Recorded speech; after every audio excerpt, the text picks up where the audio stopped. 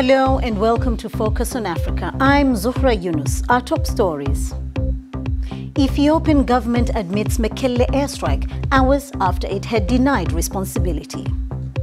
Burundi has begun vaccinating people against COVID-19 despite widespread hesitancy about the jab in the country. Many people are infected by the coronavirus. Some die and others suffer. And I personally feel ready to take this vaccine. Also in the program, tackling an issue that's still taboo. Campaigners in Kenya, where suicide is still considered a criminal offense, want the law changed. Zambia's former national football coach found guilty of sexual assault in South Africa.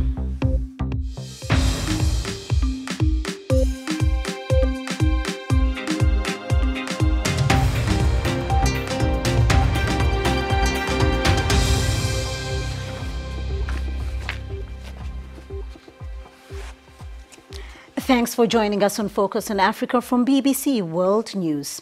Ethiopia has admitted it was behind airstrikes in the capital of the conflict-riven Tigray region, hours after it denied it had carried out what rebels say were deadly raids.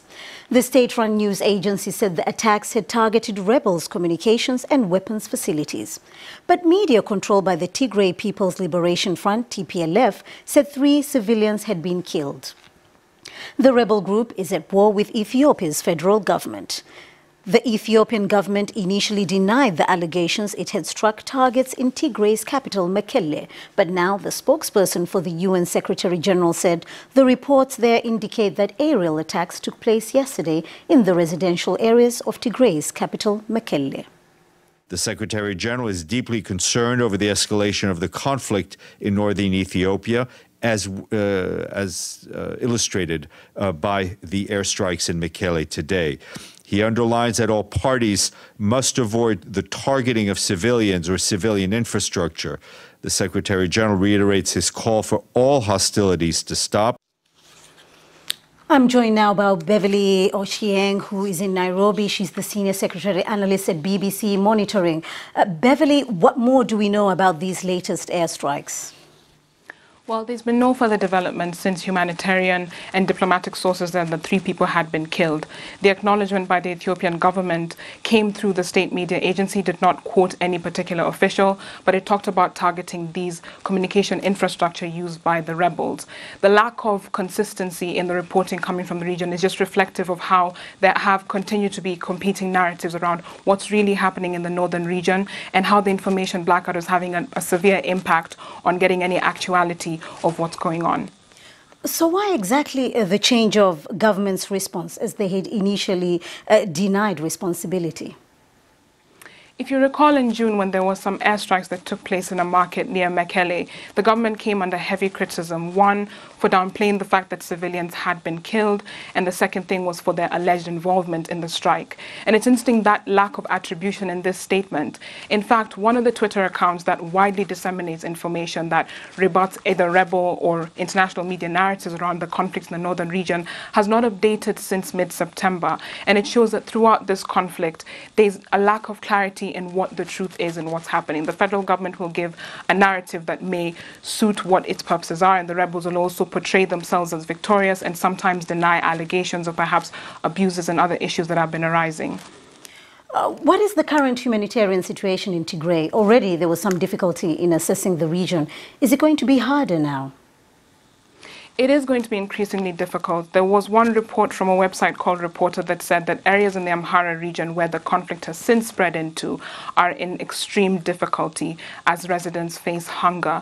There was some remarks by Prime Minister Abiy during a tour earlier this week in the Oromia region where he talked about Ethiopia not depending on humanitarian aid or coming to a point where it doesn't depend on it because of the international criticism that does amount with that. But if you think about it, humanitarian agencies are constantly caught in the crossfire of the fighting between rebels and federal forces. At the same time, there's been the expulsion of UN and WFP officials, which undermines the delivery of aid. And the conflict has also had an impact on agricultural production, especially in this period of increased productivity that would have been expected to supplement food supplies. Beverly, very briefly, is Ethiopia any closer to fully implementing ceasefire? It doesn't seem very clear. When the conflict started, it was in the Tigray region. It was to oust the TPLF. The aims seem to be clear, but there are so many competing issues that are emerging. There are the contested regions in Afar and Amhara, which the Tigray region, the rebels are claiming. There are also the issues of political representation and whether there will be dialogue. And as long as there are increasing front lines, every other week a new front line is emerging, it might be difficult for there to be any de-escalation in fighting. Thank you very much, Beverly Ochieng, a security analyst from BBC Monitoring. Burundi has begun vaccinating people against COVID-19, despite widespread hesitancy about the jab in the country. This leaves Eritrea and North Korea as the only countries in the world not to be administering the inoculation. Last week, Burundi received 500,000 doses of Sinopharm vaccine from China and expects around 1.2 million doses through the COVAX scheme. The country has so far registered over 19,000 cases of coronavirus with 14 deaths, but experts say the figures are grossly underestimated. The BBC's Emmanuel Gunza reports. The very first shipment of COVID-19 vaccines to arrive here in Burundi, one of the last countries globally to start giving out the jab. These 500,000 doses of Sinopharm vaccine are a donation from China, which was approved by the World Health Organization. After months of stalling, Burundi is now playing catch-up with the rest of the world. It's normal because it's voluntary. The government does not force me.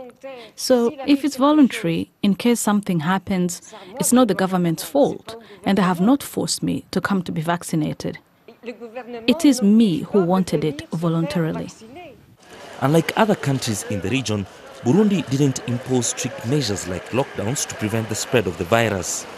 The government also didn't carry out mass public awareness programs as witnessed in neighboring Rwanda. Much of the public here remains skeptical. I think that no one will refuse to take this vaccine because it's very important, as many people are infected by the coronavirus. Some die and others suffer. So if we take this vaccine, there will be no deaths because of this virus. And I personally feel ready to take this vaccine. For me, I don't see myself getting this vaccine or accepting to be vaccinated because I have heard that even if you are vaccinated, you can still have the virus and also infect others. It's early days for the vaccination program, but it marks a significant change in attitude in the country. President Evariste Ndayishimiye took over last year after the sudden death of his predecessor Pierre Nkurunziza, who largely downplayed the severity of the virus and expelled the World Health Organization coronavirus team. Eritrea is now the only African country yet to vaccinate its population. Emmanuel Gunza, BBC News. And now let's take a quick look at other stories making headlines across Africa. The Democratic Republic of Congo says its forces clashed with their Rwandan counterparts near the eastern border on Monday. An army spokesperson in North Kivu province said Rwandan forces crossed into Congo and tensions culminated onto a clash. The Rwandan army in a statement said their forces were pursuing smugglers and unintentionally crossed a few meters into the DRC. South Africa will not use the COVID-19 vaccine produced in Russia, Sputnik V. The medical regulatory agency in the country says it's concerned that one of the ingredients contained in Sputnik V may increase the risk of vaccinated males acquiring HIV. It added, however, that it remained open to roll out the vaccine if more data is provided by the Gamaleya Research Institute that is producing the jab. South Africa has the highest number of people living with HIV. Hundreds of pro-military Sudanese protesters continued their sit-in outside the presidential palace in central Khartoum as the country grapples with what its civilian leadership has called the biggest crisis of a two-year-old transition from autocracy. The protest was organized by politicians opposed to Sudan's shift to civilian rule. In recent weeks, divisions have deepened between the civilian and military elements of the Sovereign Council running Sudan. Around 700,000 people die by suicide every year around the world, with over 79% of cases taking place in low and middle income countries. In Kenya and 20 other countries, suicide is still considered a criminal offense. The penalty in Kenya for attempted suicide is up to 2 years in prison or a fine, or both. There are growing calls within the country and from organizations like the World Health Organization to decriminalize suicide, with campaigners saying these laws are making things worse. The BBC's Mercy Juma has more. And this one is Jasmine. Dad passed on, right? Why did he pass on? He had depression, which is caused by stress. Anne's husband, a teacher, had been living with depression for almost a year. Kefa's illness was triggered by an incident at work. He responded well to antidepressants for a while, but his depression kept recurring, and in 2018 he took his own life. Jazz, I want to tell you what I am doing. Frequent conversations about mental health in her home became a necessity, at least to shield her children from a society where stigma around suicide is very prevalent. Ever since her husband died, Anne says society has been unforgiving. You're not expected to mourn someone who has died by suicide. My religious leader stood up during the burial and said, I don't want to hear anybody saying anything about this because this young man hung himself. It was presented as if it was a choice. He chose to die. It has been very stressful. There are times I've wanted to shut myself down because you're not sure what questions you will answer that day. There are times you don't even want to walk out and see the world. People like Anne face a lot of stigma and discrimination. In many African communities, suicide and mental health issues remain a taboo topic, and the real stigma is happening within families, the neighbors, the police, the religious places, and this is making it harder for families to take care of their loved ones who are mentally unwell and to recover if and when they lose them. Some 500 people committed suicide in Kenya between April and June 2021, according to official statistics. Human rights and mental health organizations want to raise awareness on this problem and are actively campaigning for all countries to decriminalize suicide by 2030. For those who do go through the criminal justice system as a result of a suicide attempt, it worsens the psychological distress. There are no psychology or therapy systems within the prison to support this person. And then when they leave, they have a double stigma of a mental health condition or a suicidal person and a criminal or an ex-prisoner. But experts say a lot of work also needs to be done within families, religious settings and communities. They warn that continued discrimination against affected families could lead to mental health issues like depression and subsequent stigma reinforcing in families. Stigma creates a sense of despair, right, for the surviving family members. But when you feel stigmatized or rejected, you go through depression. So if there were genetic predisposition to mental health challenges, then the environment is also contributing to stress, then you may find that there is a continuous series of suicide happening within a family. The World Health Organization says that about 1 in 4 people who seek healthcare in Kenya have a mental health condition. Yet, there's very little literacy about the issues, even among primary healthcare workers. In June, the government unveiled a 5-year action plan to boost mental health structures, as well as increase funding. Caregivers hope that this will be used as a step to normalize conversations around suicide in the country as well. Mercy Juma, BBC News, Taita Taveta. Still to come, Peter with all the sports. As the NBA gets set to tip off its 75th anniversary season, we hear what has kept LeBron James in the game for 19 years.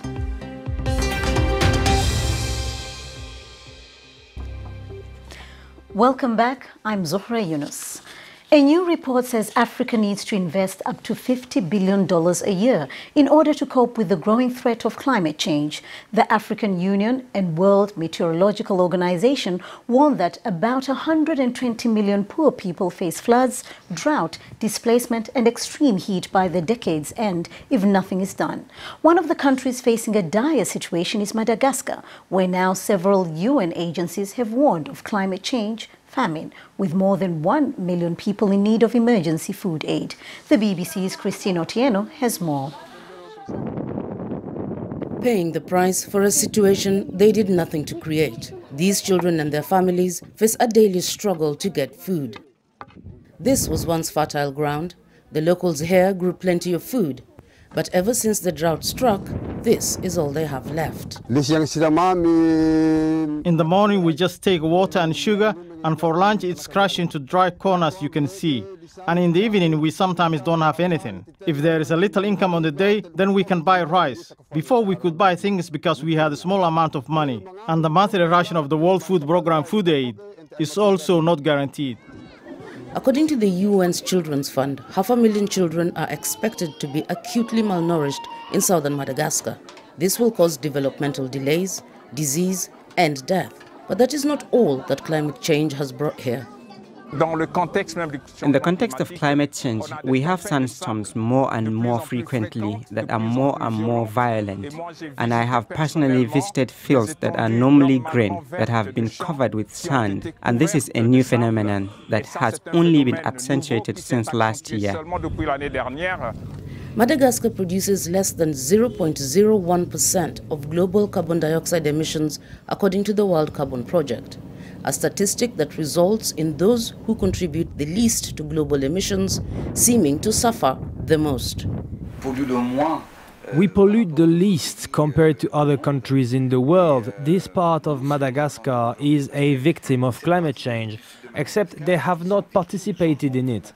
And what we expect today from the superpowers is that the countries that pollute the most must help the countries that pollute less, so that we can, in my opinion, mitigate the impact of this climate change and also help the population in this part of the country. For now, the immediate problem of food access is in part being solved by various aid agencies. Many of the families here are reduced to living a life that is a constant struggle to feed themselves and their children. Every day, they wake up hoping they have something, anything, to put in the cooking pot. Christine Otieno, BBC News.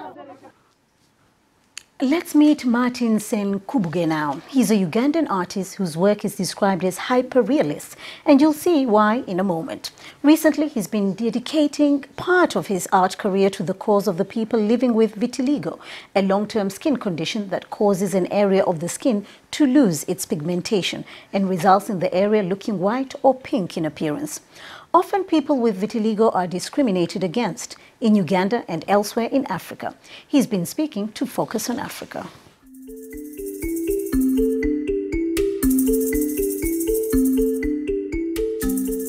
My name is Martin Senkubuge, a visual artist from Uganda, a first-class graduate in Bachelors of Industrial and Fine Art, Makerere University.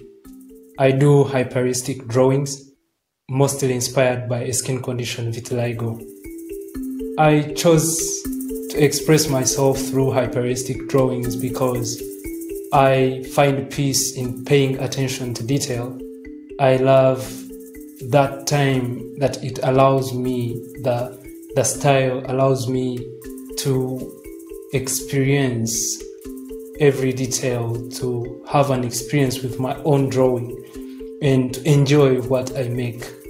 And it also helps me to meditate all through the process of creation, and yeah, it really gives me peace, and that is the inner peace. I decided to dedicate part of my art career to visualize and draw vitiligo skin condition because I remember the 28th of September 2019 when I had participated in a collective art exhibition. One of my artworks, titled Melanin Tattoo, was addressing challenges associated with bleaching, and I was talking about that permanent tattoo that God created us with, which is melanin, and asking people not to bleach, not to remove it, not to destroy it. And in my explanation to one of the clients who were interested in buying this artwork, I claimed that Michael Jackson was one of the people who had tried to whiten their skins. And she cut me short and informed me about Michael Jackson's skin condition, vitiligo. So many myths and hypotheses are surrounding this condition. And to me, I think it is unfair. You know, as we were created in this world, the Creator created with a lot of variety. And I therefore decided to come up and rise, be the voice to the voiceless, and speak on their behalf, portray their beauty, celebrate their pride, so that they can also feel present in this society. That was Martin Senkubuge, a hyper-realist artist from Uganda. You're watching BBC Focus on Africa. It's now time for some sport. Peter, what have you got for us today? Quite a lot of basketball as well. Thank you very much, Zuhura. Now, just a court in South Africa has found Zambia's former national football coach guilty of sexual assault. 51-year-old Milutin Sredojevic is accused of touching a coffee delivery lady in an inappropriate manner in December 2020 while Zambia were in South Africa to play in the COSAFA Games. Sredojevic was found guilty on 2 counts earlier today at the Port Elizabeth Regional Court and has been sentenced to 3 years imprisonment, which is suspended for 5 years on count 1 and 3 years suspended for 5 years on count 2. Sredojevic has appealed the ruling. The UEFA Champions League is back today with some mouth-watering ties. The early kickoffs, Manchester City lead 2-0 away to Club Brugge of Belgium. Sporting Lisbon is also leading away to Besiktas 3-1 in that one. Second half has just started in both games. Paris Saint-Germain play German side RB Leipzig in just over an hour. FC Porto face AC Milan and Shakhtar Donetsk host Real Madrid. Another one of the standout ties is the match between Liverpool and Atletico Madrid. The then champions, Liverpool, were knocked out of the competition by Atletico Madrid when the two sides last met, with the Spanish side winning both legs of their last 16 tie in early 2020. Ahead of tonight's match, though, Madrid boss Diego Simeone singled out Egypt and Liverpool forward Mohamed Salah, describing him as extraordinary.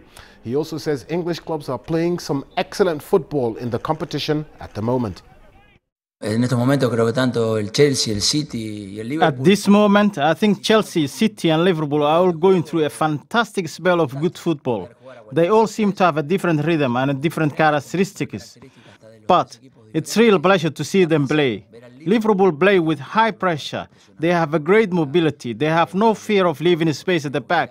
They have very quick players and amazing counter-attack. Diego Simeone then. Our Premier League clubs have voted to temporarily stop teams from agreeing lucrative sponsorship deals linked to a club's owners after the Saudi Arabia-backed £305 million takeover of Newcastle. 18 teams voted in favour of the ban at an emergency meeting on Monday. Newcastle voted against, and Manchester City abstained, with both questioning the legality of the move. It means a temporary 1-month ban on deals linked to club owners while the issue is debated further. And finally, basketball and the NBA season begins tonight. Champions Milwaukee Bucks, with their Nigerian-born Greek international Giannis Antetokounmpo, faced the Brooklyn Nets. Last season, those two teams played in an epic 7-game playoff series that kept fans the world over enthralled. 2018 champions Golden State Warriors play against the LA Lakers, which of course includes this man, LeBron James. It means James, who will turn 37 in December, will be embarking on his 19th season in the game. Last year, James was bothered by an ankle injury, but he tells us why he continues to play. I think we've run out of time. He says he wants to win more championships, actually. I'm sure he will. I'm sure he will. Thanks very much, Peter, for that. Feel free to get in touch with me and some of the team on social media. I'm at Venus Nyota. Well, that's all from the program. From me, Zuhura Yunus, and the rest of the Focus on Africa team. Goodbye.